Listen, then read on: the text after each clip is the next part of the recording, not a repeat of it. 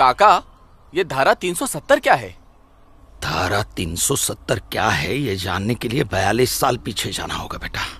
अंग्रेजों ने to nation theory के तहत हिंदुस्तान के दो टुकड़े कर दिए, एक हिंदुस्तान और पाकिस्तान।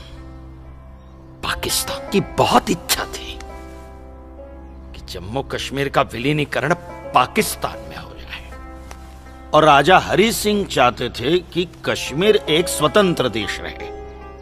वो न हिंदुस्तान में विलीन होना चाहते थे न पाकिस्तान में। और तब पाकिस्तान ने खूनी खेल खेला। अक्टूबर 1947 में पठानी कबायलियों को जम्मू कश्मीर के खिलाफ उकसाया, कश्मीरी पंडितों का कत्लेआम करवाया। ऐसे हालात देखकर राजा हरि सिंह ने घबराकर नेहरू जी से कहा, कृपा करके आप कश्मीर को बचा लीजिए। मैं ऐसे हालात में चाहता हूं कि कश्मीर का विलीनीकरण भारत में ही हो जाए, सेना भेजिए। लेकिन जब तक भारतीय सेना कश्मीर पहुंची बहुत देर हो चुकी थी। न जाने कितने कश्मीरी पंडितों का कत्लेआम हो चुका था। कश्मीर का 1/3 हिस्सा पठानी कबायलियों ने अपने कब्जे में कर लिया था। लेकिन अपनी इस नीच हरकत के बाद भी पाकिस्तान बाज नहीं आया। पठानी कबायलियों और भारतीय सेना के बीच युद्ध जारी रखा पाकिस्तान ने।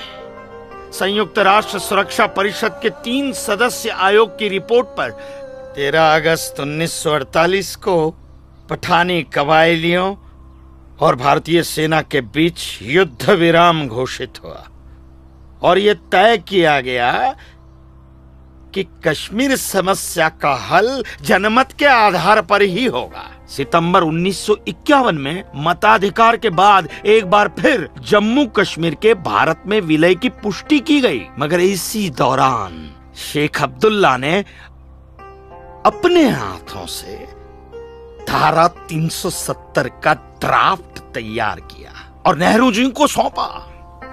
सरदार पटेल और अंबेडकर साहब की मर्जी के खिलाफ 1952 में नेहरू जी ने इसे लागू भी कर दिया। इसी धारा 370 की वजह से नेहरू जी ने कश्मीर को एक ऐसा विशेष दर्जा दे दिया जिसमें जम्मू कश्मीर राज्य ने हिंदुस्तान से अपना एक अलग संविधान स्थापित कर लिया। इसी धारा 370 की वजह से हमारे हिंदुस्तान का राष्ट्र ध्वज अलग है और कश्मीर का भी ध्वज अलग। इसी धारा 370 की वजह से कश्मीर की कोई भी महिला यदि भारत के किसी भी अन्य राज्य के नागरिक के साथ शादी करती है तो उस महिला की नागरिकता समाप्त हो जाती है। लेकिन यदि वो महिला अगर किसी पाकिस्तानी नागरिक के साथ शादी करती है तो पाकिस्तानी नागरिक कश्मीर का नागरिक हो जाता है, हिंदुस्तान का नागरिक हो जाता है। इसी धारा 370 की वजह से भारत के किसी भी अन्य राज्य का नागरिक जम्मू कश्मीर में जमीन खरीद नहीं सकता, व्यापार नहीं कर सकता। लेकिन जम्मू कश्मीर का नागरिक भारत के किसी भी अन्य राज्य में जाकर अपना व्यापार कर सकता है, जमीन खरीद सकता है, कुछ भी कर सकता है। अरे ये बिग लैंड एबोलिशन एक्ट क्या है पता है? यदि जम्मू कश्मीर का कोई भी मुसलमान जमीन ठेके पर लेकर खेती करता है तो कश्मीर की सरकार उस हिंदू को बिना मुआवजा दिए वो जमीन जबरन उस मुसलमान को दे सकती है। ये है बिग लैंड एबोलिशन एक्ट, ये है धारा 370-35 से। और इसी का नतीजा है ये गिरधारी जी का फैसला।